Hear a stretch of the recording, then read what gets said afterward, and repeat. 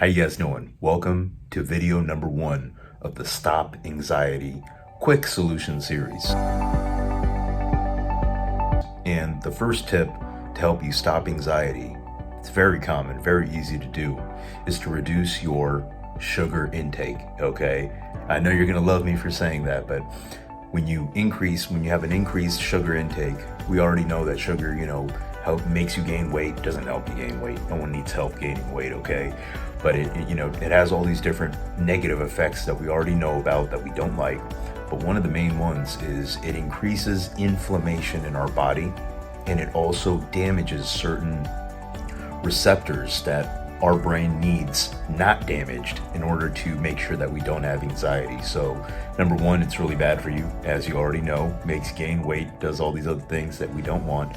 Number two, it increases overall inflammation. And when we have increased inflammation and we have some damage to certain receptors in our brain that are responsible for helping us not get anxious, we have a combination for being vulnerable to having anxiety.